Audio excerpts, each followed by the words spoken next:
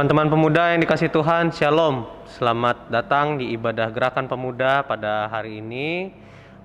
Mari teman-teman kita persiapkan hati kita. Kita akan memulai ibadah kita. Sebelumnya mari kita bangkit berdiri dan menyanyikan Mars Gerakan Pemuda.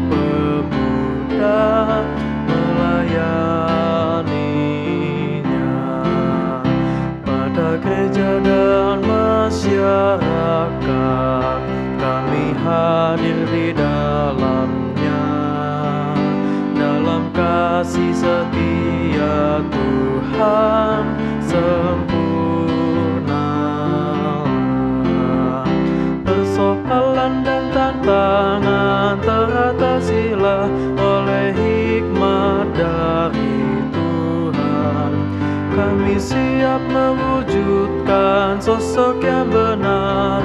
Itu beban serta tanggung jawab pemudi dan pemuda.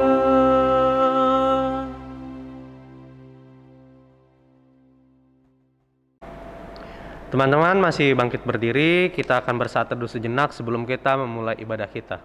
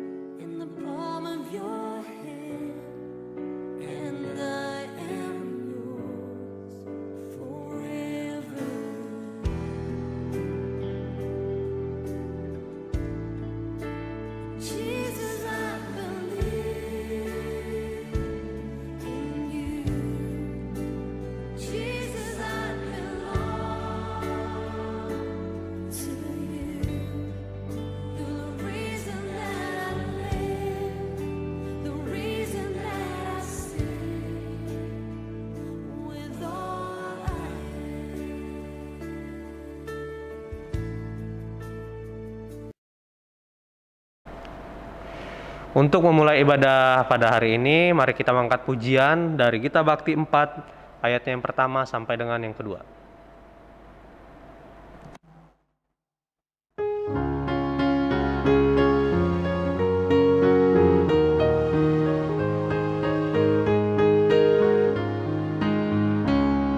Bersorak bagi Tuhan, wahai umat-Nya, hendaklah orang puji namanya. Mainkanlah kecapi dan tabuhlah rebana, bermazmur bagi Tuhan dan bersyukurlah.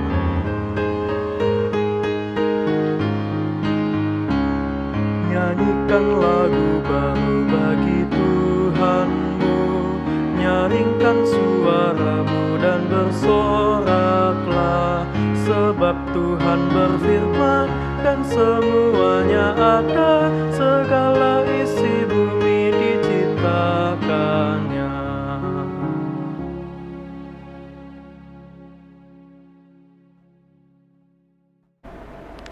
Mari teman-teman kita berdoa untuk membuka ibadah ini. Kita minta pimpinan Roh Kudus. Mari kita satu dalam doa. Terpujilah Engkau ya Allah Bapa yang kami kasihi untuk setiap waktu yang Kau sediakan dalam hidup kami, di mana Engkau mengumpulkan kami Bapa di dalam ibadah Gerakan Pemuda pada hari ini. Itu semua karena campur tangan dan kebaikan-Mu Tuhan Yesus. Walaupun Bapa kami masih beribadah lewat daring, tapi kami percaya Tuhan Yesus bahwa kuasa-Mu tidak akan pernah berhenti memelihara kami lewat segala media yang kami pakai untuk beribadah kepadamu Tuhan Yesus. Dan Bapa, kami ingin menyerahkan diri kami dalam ibadah ini, biarlah Bapa setiap firman yang disampaikan, setiap pujian-pujian yang kami angkat, itu semua dapat menyenangkan hati-Mu dan berkenan kepadamu ya Tuhan. Dan Bapa, pimpin kami dalam ibadah kami, biarlah kiranya kuasa Roh Kudus memelihara dan membimbing kami selalu. Terpujilah Engkau ya Allah Bapa yang terkasih, hanya kepadamu kami berdoa dan mengucap syukur. Haleluya Bapa, amin. Teman-teman masih bangkit berdiri, kita akan membaca kitab Mazmur. Pembacaan Mazmur pada hari ini akan terambil dari Mazmur 83, ayatnya yang pertama sampai dengan yang ke-9. Teman-teman silakan membaca dari rumah, saya akan membaca dari sini. Mari kita mulai. Mazmur 83 ayatnya yang pertama sampai dengan yang ke-9. Doa mohon pertolongan melawan musuh. Mazmur Asaf, suatu nyanyian. Ya Allah, janganlah Engkau bungkam, janganlah berdiam diri dan janganlah berpangku tangan ya Allah. Sebab sesungguhnya musuh-musuh-Mu ribut, orang-orang yang membenci Engkau meninggikan kepala. Mereka mengadakan permufakatan licik melawan umat-Mu, dan mereka berunding untuk melawan orang-orang yang Kau lindungi. Kata mereka, marilah kita lenyapkan mereka sebagai bangsa, sehingga nama Israel tidak diingat lagi. Sungguh mereka telah berunding dengan satu hati, mereka telah mengadakan perjanjian melawan Engkau, penghuni kemah-kemah Edom dan orang Ismail, Moab dan orang Hagar, Gebal dan Amon dan Amalek, Filistea beserta penduduk Tirus, juga Asyur telah bergabung dengan mereka, menjadi kaki tangan Bani Lot. Teman-teman dipersilahkan untuk duduk kembali. Kita akan mengangkat pujian sebelum kita mendengarkan firman Tuhan. Ya, pujian akan terambil dari Gita Bakti 255, bait yang pertama sampai dengan yang kedua.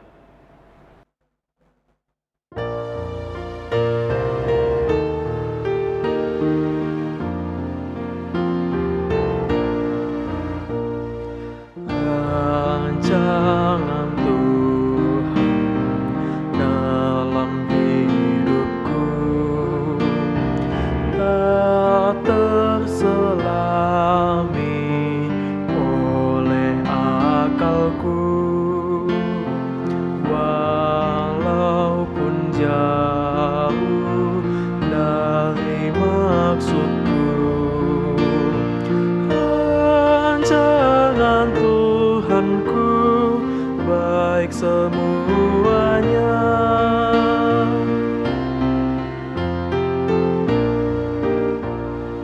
Jawaban Tuhan bagi doaku selalu indah pada waktunya. Biarpun lama penantianku, rancangan Tuhanku baik semuanya.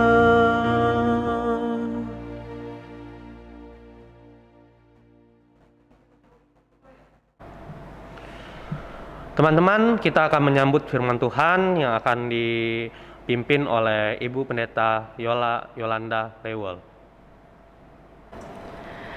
Rekan-rekan pemuda yang Tuhan kasihi, kita akan masuk dalam pemberitaan akan firman Tuhan. Mari sebelumnya kita persiapkan hati dan pikiran kita untuk bersama-sama berdoa. Kita berdoa.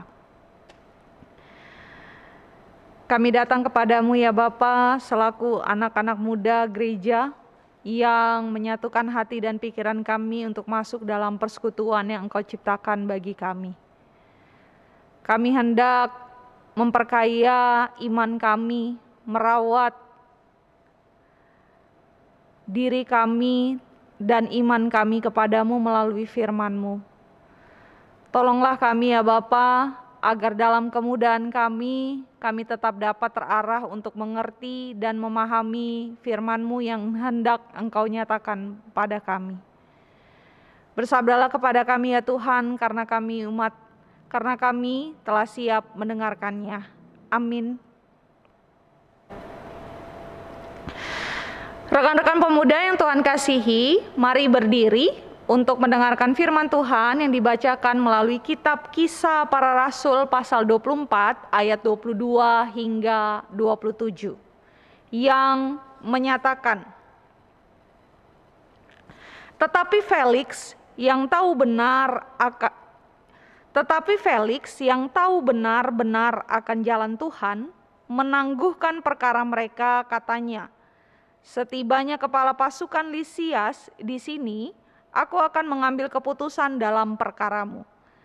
Lalu ia menyuruh perwira itu tetap menahan Paulus, tetapi dengan tahanan ringan, dan tidak boleh mencegah sahabat-sahabatnya melayani dia. Dan setelah beberapa hari datanglah Felix bersama-sama dengan istrinya Drusilla, seorang Yahudi. Ia menyuruh memanggil Paulus, lalu mendengar daripadanya tentang kepercayaan kepada Yesus Kristus. Tetapi ketika Paulus berbicara tentang kebenaran, penguasaan diri dan penghakiman yang akan datang, Felix menjadi takut dan berkata, "Cukuplah dahulu dan pergilah sekarang. Apabila ada kesempatan baik, aku akan menyuruh memanggil engkau." Sementara itu ia berharap bahwa Paulus akan memberikan uang kepadanya. Karena itu ia sering memanggilnya untuk bercakap-cakap dengan dia. Tetapi sesudah genap 2 tahun, Felix digantikan oleh Perkius Festus, dan untuk mengambil hati orang Yahudi, ia membiarkan Paulus tetap dalam penjara.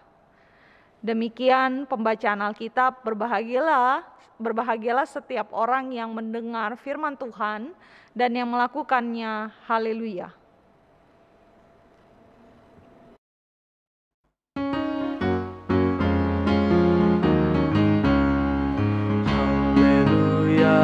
Haleluya, nama Tuhan terpujilah.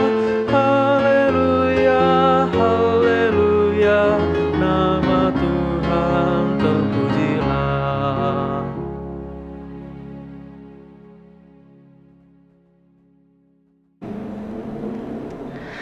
Rekan-rekan pemuda yang Tuhan kasihi, terpenjara bukan berarti rangkaian tugas yang dijalani oleh Paulus terhenti. Penjara hanya sebuah ruang yang mengungkung tubuh, tetapi tidak mengungkung pemikiran Paulus, bahkan juga tidak menghentikan Paulus untuk menyatakan kebenaran. Narasi firman Tuhan yang pada saat ini bersama-sama sudah kita baca dan hendak kita renungkan itu mengisahkan perjumpaan dan percakapan yang terjadi antara Rasul Paulus dengan Felix. Namun lagi-lagi dalam percakapan itu ada hal yang tanpa sadar dilakukan oleh Felix, sebab dia memanggil atau berbicara dengan Paulus dengan memiliki maksud yang lain. Rekan-rekan pemuda bisa membacanya, maksud lain itu terdapat dalam ayat 26 begitu. Nah, terpenjaranya Rasul Paulus ini tentu saja hasil dari apa yang dinyatakan, hasil dari kebenaran yang hendak dinyatakan oleh Paulus, namun kebenaran itu ditolak atau kebenaran itu tidak diterima gitu. Karena beragam hal termasuk di dalamnya dapat mengancam posisi Felix pada saat itu, sehingga kemudian ketidakadilanlah yang dirasakan oleh Paulus. Nah, pertanyaannya bagi generasi muda gereja pada saat ini, ketika kita berada dalam posisi Paulus, bagaimana sikap dan bagaimana kita merespon kondisi tersebut? Yang pertama, lewat narasi firman Tuhan ini, hal yang menjadi catatan bagi kita para generasi muda menyikapi hal yang demikian adalah yang pertama yang perlu dilakukan adalah kita mempersiapkan mental kita. Bahwa ternyata bersaksi untuk menegakkan kebenaran dan keadilan itu rumit sebab kalau melihat karakter kita di era sekarang, rasanya kerumitan itu bisa difasilitasi oleh beragam teknologi. Jadi semua yang rumit bisa jadi mudah hanya dengan jari kita. Hanya kalau kita punya teknologi, punya jaringan begitu, dan punya hal-hal yang mendukung kemudahan-kemudahan itu. Lalu kemudian untuk menegakkan kebenaran dan keadilan itu juga kadang-kadang tanpa sadar kita selaku generasi muda gereja menciptakan penjara bagi diri kita sendiri. Penjara itu adalah bahwa kemudaan kita begitu, atau naluri kita sebagai anak muda secara usia dan pengalaman begitu. Ketika kita dibenturkan pada orang-orang yang lebih tua usia atau lebih tua dalam pengalaman, kadang-kadang kita membatasi diri kita sehingga membuat kita kurang melibatkan diri dalam hal untuk menegakkan kebenaran dan keadilan itu. Lalu kemudian penjara yang sering kali kita ciptakan adalah harapan kita selaku anak muda, gairah yang tinggi, ada ekspektasi yang tinggi, sehingga kita dalam rangka mewujudkan itu kadangkala kita dibenturkan kepada realitas yang nggak sesuai, sehingga kemudian kita lebih memilih untuk tidak deh, tidak mau menyatakan kebenaran, enggan. Lalu kemudian penjara yang lainnya adalah dalam komunitas. Biasanya komunitas dalam gereja itu juga ada beda-beda, beda usia, beda generasi. Biasanya yang terjadi adalah justru gap yang satu yang lebih muda, angkatan yang lebih muda biasanya cenderung membatasi diri untuk mengambil bagian dalam kebersamaan begitu, sehingga ada kotak-kotak, ada gap-gap yang terjadi, bahkan kadangkala nggak nyambung begitu kalau bercerita bersama-sama. Lalu kemudian hal-hal yang lain adalah ketika kita generasi yang mudah atau lebih cepat menangkap informasi dibenturkan kepada generasi yang agak sedikit lemot dalam menangkap informasi, percepatan teknologi begitu ya, sehingga membuat ada jarak gitu. Dan ini menciptakan penjara bagi kita sendiri ketika kita cenderung tidak mau membuka diri untuk menerima mereka yang masih pemahamannya tradisional, sementara kita sudah maju ke depan selaku generasi muda. Nah, oleh karena itu menyikapi hal ini, poin yang kedua adalah berdasarkan narasi ini kepada kita disarankan untuk bertahan. Nah, ini dia. Bertahan di tengah-tengah situasi dalam penjara-penjara yang kita bangun sendiri itu tentunya tidak mudah. Namun Paulus memberikan kita sebuah catatan. Catatannya adalah bagaimana kita diminta untuk tetap intim kepada Tuhan. Intimnya kita kepada Tuhan itu tidak hanya terbatas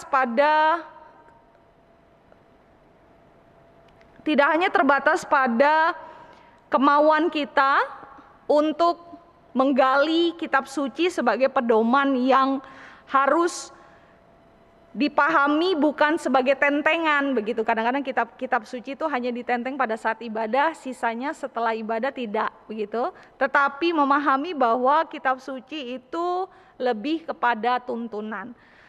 Lalu kemudian memahami untuk bertahan kita butuh lingkungan. Lingkungan harus dipahami sebagai lahan praktek. Lahan bagaimana generasi muda gereja menguji ketahanannya kepada Tuhan. Sejauh mana dia bertahan dalam menyatakan kebenaran, dalam menyatakan keadilan di jalan Tuhan. Lalu kemudian bertahan juga harus memahami bahwa ada komunitas muda di dalam gereja yang disediakan sebagai ruang untuk kita mengevaluasi. Nah, kadang-kadang ini hal yang seringkali kita hindari sebab Karena kita khawatir atau sudah antipati dengan evaluasi. Karena gairah kita selaku anak muda. Nah, oleh karena itu nih beberapa catatan bagi kita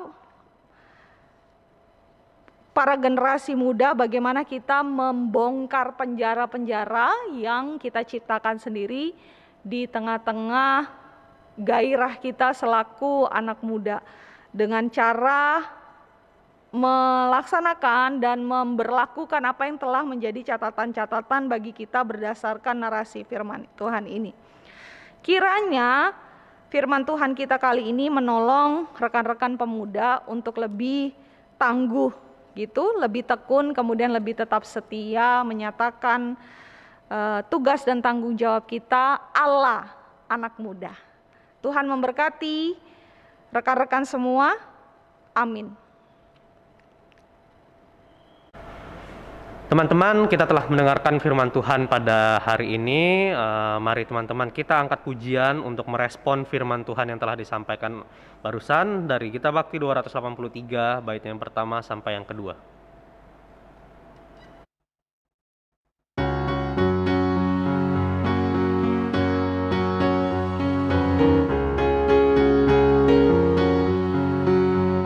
Mari jalan dalam terang Tuhan, mari jalan dalam terang Tuhan.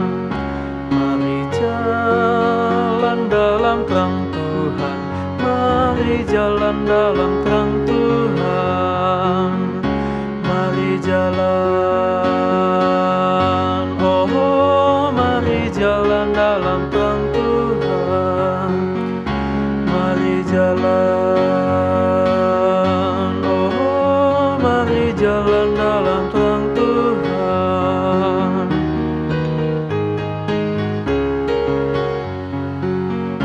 Hai pancarkan sinar terang Tuhan, hai pancarkan sinar terang Tuhan. Hai pancarkan sinar terang Tuhan, hai pancarkan sinar terang Tuhan. Hai pancarkan, oh hai pancarkan sinar terang Tuhan.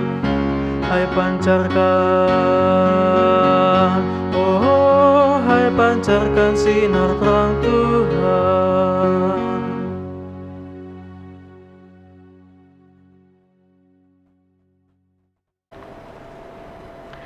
Rekan-rekan pemuda yang Tuhan kasihi, mari kita menyatukan hati dan pikiran kita untuk bersama-sama berdoa.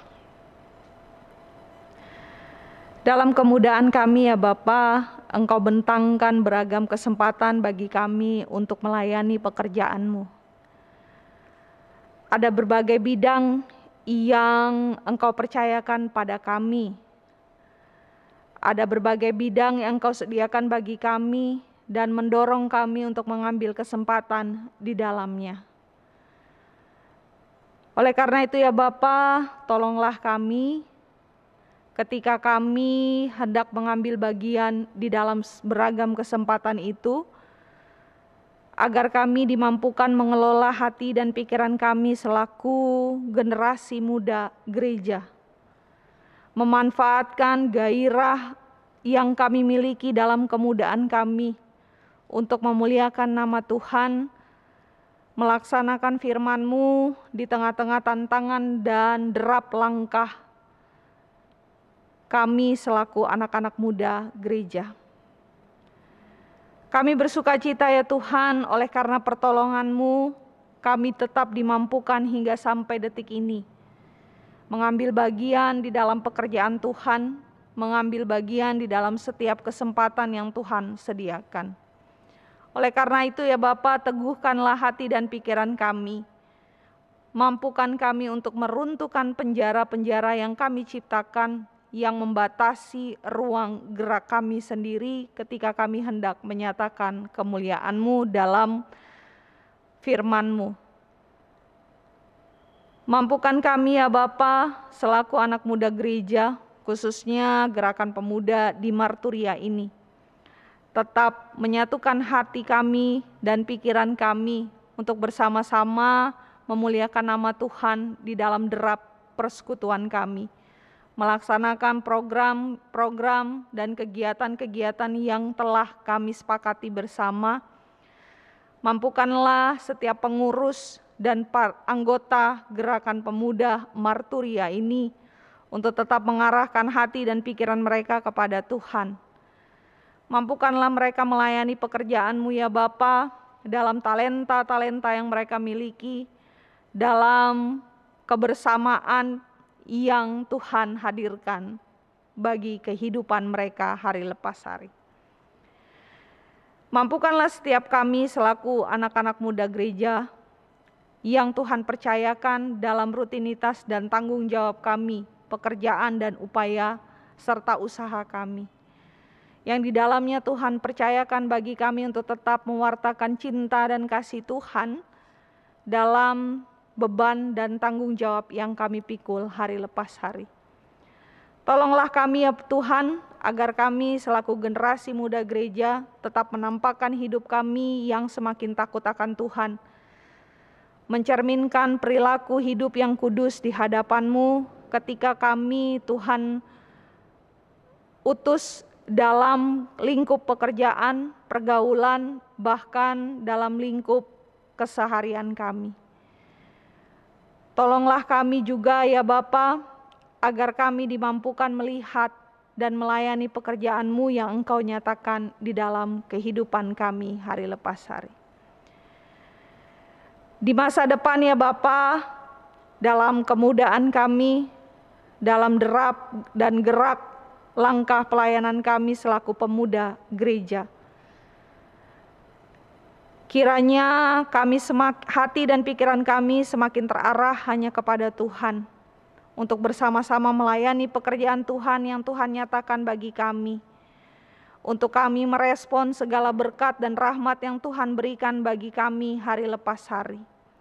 Mampukan kami menjadi pelita-Mu yang memancarkan terang tidak hanya bagi kami dan persekutuan kami, tetapi membuahkan berkat juga bagi orang-orang di sekeliling kami.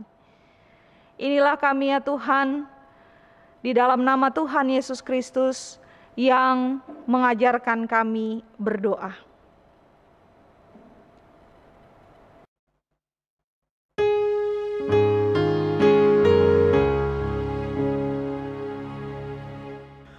Karena Engkaulah yang mempunyai kerajaan dan kuasa dan kemuliaan sampai selama-lamanya.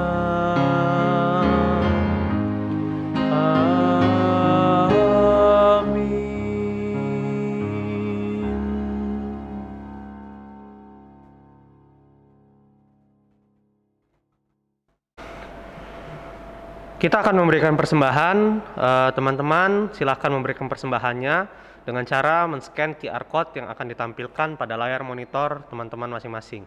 Dan teman-teman, sebelum kita memberikan persembahan, mari kita mengangkat pujian dari Gita Bakti 79, bait yang pertama sampai dengan yang kedua.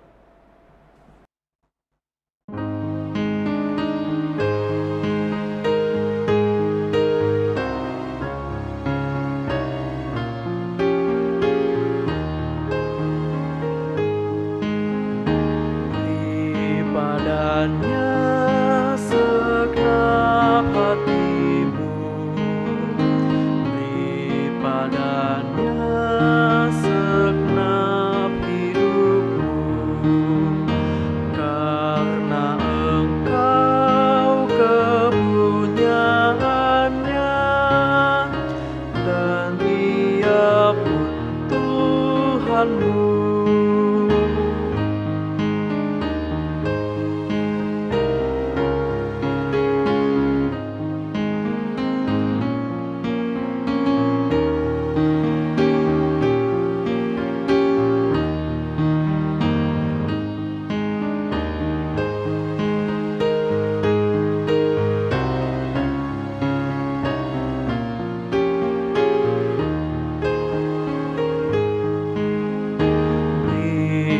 padanya segenap hartamu, di padanya segenap bakatmu, karena engkau kepunyaannya,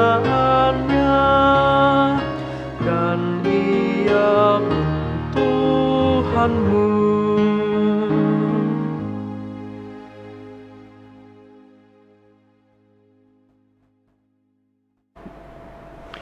Teman-teman, mari kita doakan persembahan kita satu dalam doa. Ya Allah Bapa yang bertahta dalam kerajaan surga, kami berterima kasih dan bersyukur untuk setiap kecukupan yang kami nikmati di dalam hidup kami.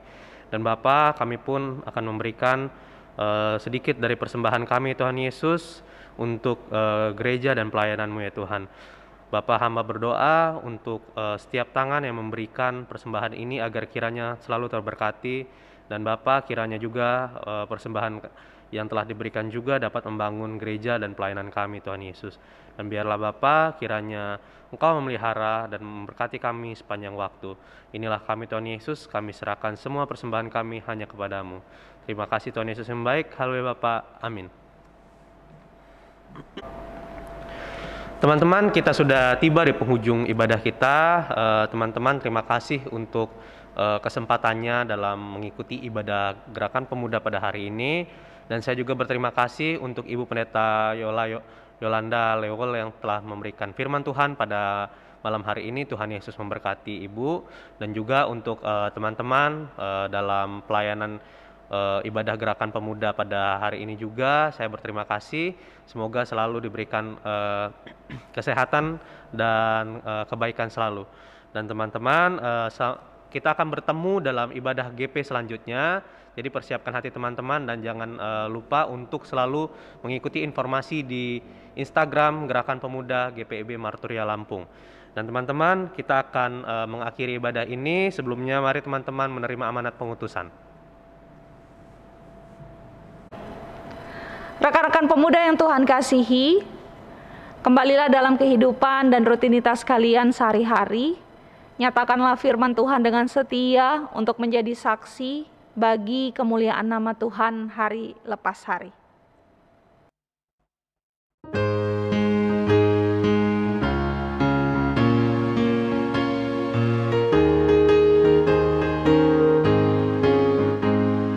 Berpeganglah pada janji Tuhanmu, di sepanjang masa Ia beserta. Angkatlah pujian-puji namanya, berpeganglah pada janjinya. Jangan bimbang, berpeganglah pada janji Juru Selamat. Jangan bimbang, percaya pada janji Tuhanmu.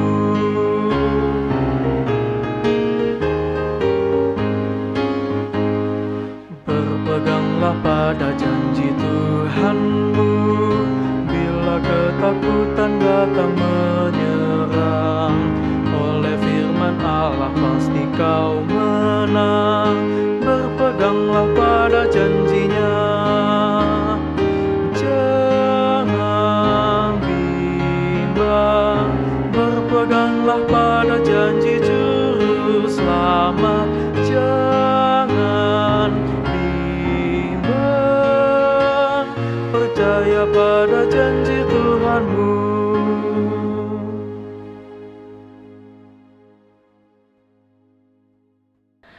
Arahkanlah hati dan pikiranmu kepada Tuhan, serta terimalah berkat-Nya.